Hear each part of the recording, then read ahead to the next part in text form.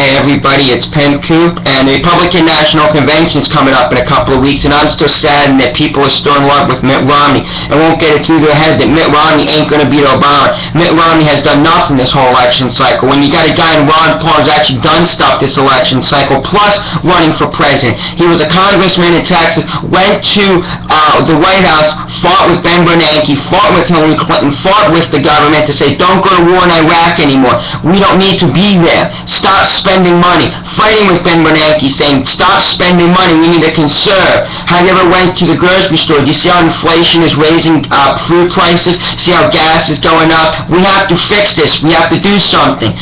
Ron Paul has been fighting against these people. He finally got a bill that he written in 2009 called Audit the Fed Bill to have transparency for the Federal Reserve. He got that all the way up to a Senate vote. Now we're just waiting for Harry Reid to allow it to get onto the floor vote for the Senate.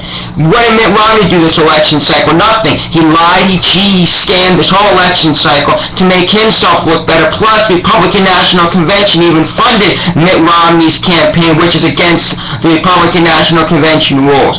All this election cycle has been is to get Mitt Romney elected by any means whatsoever. Yet the better candidate is Ron Paul still running. Yet people are still in love with Mitt Romney. People won't wake up and say, we need to get Mitt Romney unelected as Republican nominee and get Ron Paul in there. We need the Republican establishment delegates to go up there and say, we need Ron Paul, not Mitt Romney. Because ever since the Texas primary, as I said in previous videos, Obama has been out there slamming Mitt Romney for having factory workers build factories and they'll fire them, having offshore bank accounts. Now the new thing is his tax return, because he won't release his tax return because he didn't do his taxes, or it will show that he has offshore bank accounts, and it will mean that he doesn't do what the American economy, what the right thing to do is to get taxed on the money that you made in your company. You know, all these different things. And yet he won't do anything to make himself look good. He won't go on the television shows. He won't go on the radio to make himself look good or, defend himself. He won't do anything because he knows these allegations are true.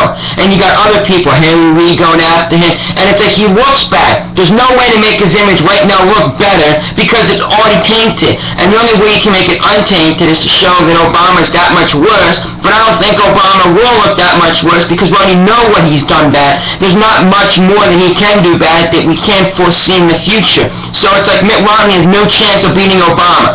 And if the delegates would wake up and say Ron Paul is the only guy who can beat Obama, we would be good. Not because we want Obama out, which is the #1 goal, but to also get a presidential candidate who actually do something.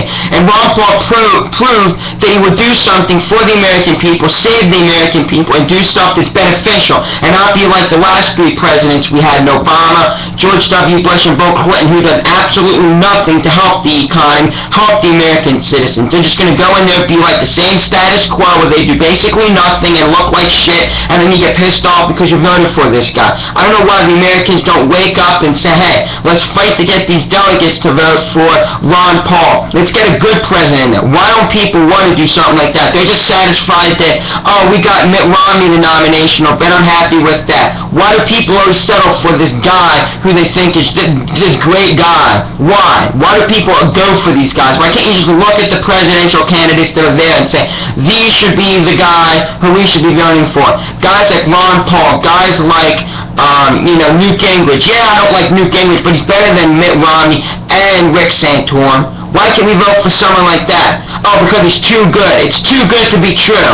No, Ron Paul's the guy we need to get nominated at the Republican National Convention. If he's not nominated, I ain't voting Republican for the rest of my life until I find a candidate like Tom Davis from North Carolina that is actually a good candidate who's actually going to do stuff.